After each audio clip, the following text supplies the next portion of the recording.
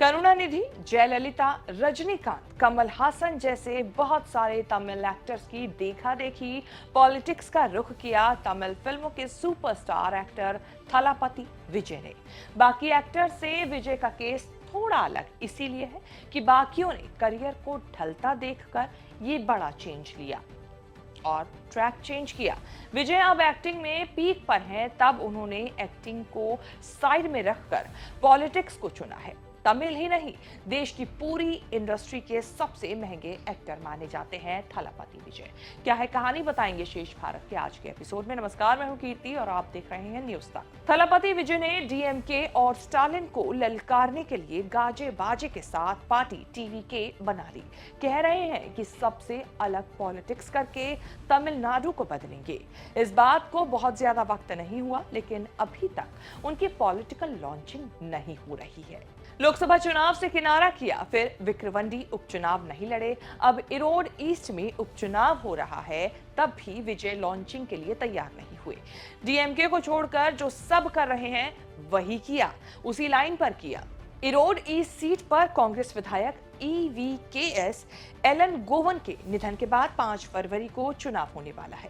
पिछले चुनाव में डीएमके ने चुनाव में भ्रष्टाचार किया, ये कहते हुए पहले एआईएडीएमके डीएमडीके ने चुनाव से कन्नी काटी, फिर बीजेपी साइड हुई। अब एक्टर विजय की पार्टी टीवीके ने भी कहा है कि वो इरोड उपचुनाव नहीं लड़ेगी, किसी पार्टी का समर्थन या विरोध भी नहीं करेगी। विजय ने भी वही स्क्रिप्ट दोहराई कि डीएमके ने चुनाव में गड़बड़ी की थी, इसीलिए चुनाव का बॉयकॉट कर रहे हैं। एक कारण ये भी 2026 के विधानसभा चुनाव पर फोकस कर रहे हैं। यही दोनों दलील देकर अन्नामलाई ने भी बीजेपी को इरोड चुनाव से दूर रखा। बॉयकॉट के नाम पर उपचुनाव में डीएमके कांग्रेस के साझा उम्मीदवार वीसी चंद्र कुमार को वॉकओवर मिल गया है। केवल सीमन की पार्टी एनटीके चुनाव में उतरी है। इरोड ईस्ट सीट पर डीएमके का दावा पहले से काफी मजबूत था। 2021 के उपचुनाव में सीट कांग्रेस ने जीती थी। उसके विधायक की मौत हुई तो ईवीकेएस एलन गोवन उपचुनाव जीतकर विधायक बने। दिसंबर में एलन गोवन भी नहीं रहे तो तीसरी बार चुनाव की नौबत आई।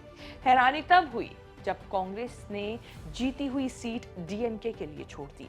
तमिलनाडु में ये माना जा रहा है कि लोकसभा और विक्रवंडी सीट पर उपचुनाव में जिस सुनामी के साथ डीएमके और कांग्रेस की जीत हुई, उसको देखकर लगभग पूरे विपक्ष ने चुनाव से दूरी बना ली है। विजय भी विपक्ष के ऑर्केस्ट्रा में शामिल हो गए हैं।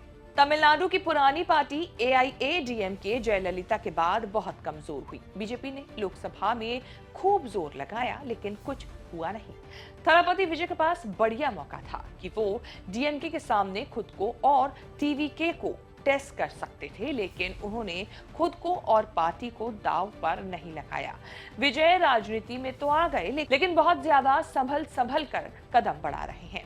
2 दिसंबर से महीने भर तक तमिलनाडु की घनघोर यात्रा कोयम्बटूर से तिरुनेलवेली तक की। विजय ऐलान कर चुके हैं कि उन्होंने एक्टिंग छोड़ दी है। जबरदस्त फैन फॉलोइंग के दम पर थलापति विजय ने फरवरी में तामिलागा वेट्री कड़गम यानी टीवीके पार्टी बनाई थी। पार्टी की पहली रैली करने में 6 महीने लग गए। ऐलान किया कि 2026 का विधानसभा चुनाव लड़ेंगे। नवंबर से बीजेपी का विरोध करना शुरू किया। बीजेपी के वन नेशन वन इलेक्शन और वक्फ बोर्ड बिल का विरोध किया। हालांकि पार्टी ना तो जमीन पर ना सोशल मीडिया पर बहुत एक्टिव दिख रही है। विजय की फैन फॉलोइंग भी बहुत बड़ी मानी जाती है। राजनीति के सारे फैसले उन्होंने फिल्म फॉलोअर्स से पूछ कर ही लिए, लेकिन उनके फॉलोअर्स वोटर बनकर राजनीति में कहां पहुंचाएंगे, ये सस्पेंस बना हुआ है। तमिलनाडु में कांग्रेस और डीएमके बहुत पुराने और पक्के वाले सहयोगी हैं। राहुल गांधी और एमके स्टालिन की पर्सनल केमिस्ट्री भी शानदार है। विजय के लिए डीएमके तो घोषित तौर पर दुश्मन नंबर 1 है, लेकिन शुरुआती राजनीति में उन्होंने जो लाइन दी वो राहुल गांधी के करीब से गुजरी। जून में राहुल गांधी विपक्ष के नेता बने तो थलापति विजय ने सोशल मीडिया पोस्ट लिखकर शुभकामनाएं दी। राहुल गांधी की जातीय जनगणना वाली पॉलिटिक्स भी विजय को सूट करती है। विजय भी तमिलनाडु में जातीय जनगणना की मांग कर रहे हैं और जातीय जनगणना नहीं कराने के लिए मोदी सरकार पर निशाना भी साध चुके हैं। अब देखना होगा पॉलिटिक्स में आने के बाद, फिल्में छोड़ने के बाद थलपति विजय क्या कुछ नया कमाल करने वाले हैं। शेष भारत में ये रिपोर्ट आपको कैसी लगी, हमें कमेंट करके अपनी राय जरूर बताएं।